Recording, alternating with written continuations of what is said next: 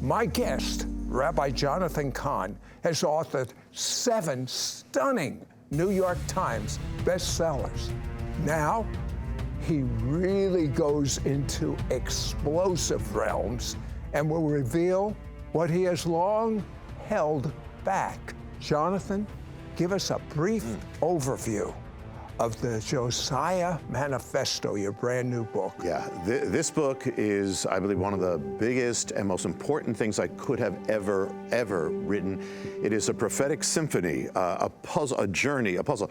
The reality of the God of the Bible in our time. I mean, not general, but exact. I mean, moving events that we didn't even realize, and it's all going to come together. There's going to be mysteries upon mysteries that all come together that are going to open up a final mystery, which is, what do we need to know for the future? A blueprint, an answer, a guide for the end times. That is the Josiah Manifesto. You know, I've asked you this before, but I have to ask you this again.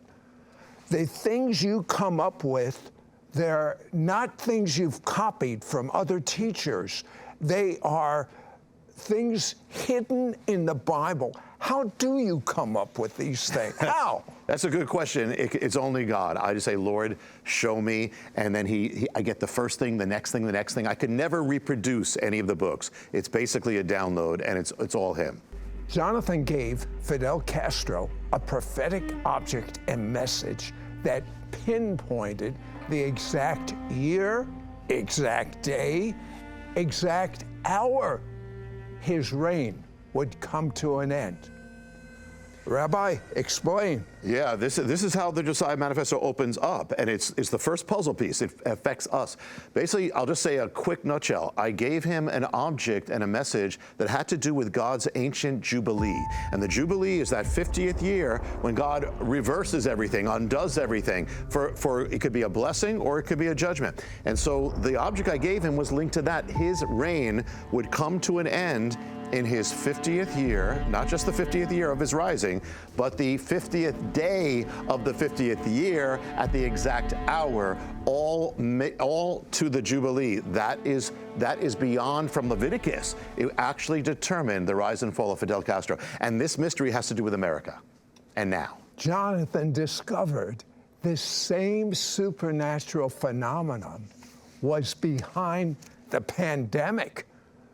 Rabbi, what did you cover? Yeah. The Bible says that if you harm children, it's going to come back to you. And the year of the Jubilee, remember, if you took somebody's land, it gets taken from you. That's the other side of it. So that's the judgment side. That's the judgment side of it. So America actually began abortion on demand in the year 1970. And so what happens if you go to the Jubilee? What year is that? That's 2020, the year of the plague. 2020 and 50 is 70. 70, yeah, and the thing is that's exactly, so we took life, and then a plague comes upon us, and it takes life. But it goes deeper, Sid, because the exact day abortion came to the continent through New York, and the day that bill was introduced that would change America was January 20th, 1970.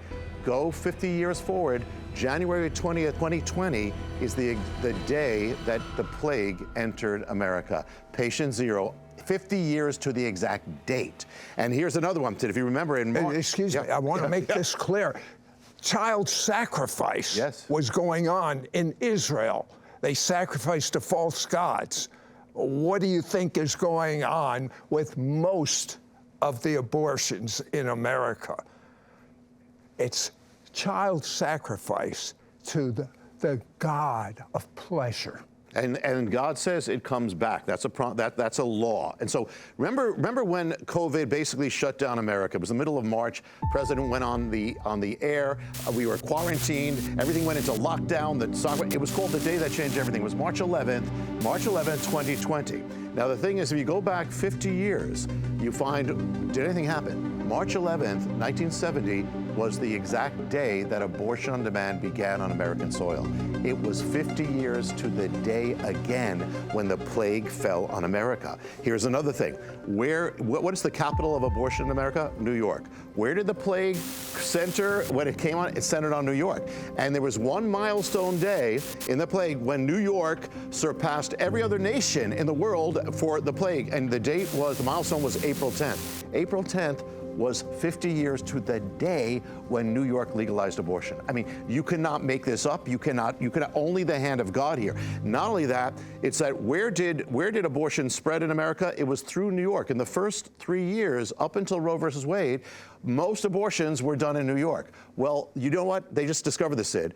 The plague spread more than any other place was from New York. The virus had the markers, the DNA markers that go to New York. But there was one other gate. That's the Eastern Gate. The Western Gate, abortion also came into America that year, 1970, through Washington State. You know where the plague came? The other one was Washington State. Same gate, patient zero. So whoever got COVID, you had the markers of the two gates where abortion came to America. I mean, it's exactly minute. You said that before. It's minute and it's exact. The hand of God.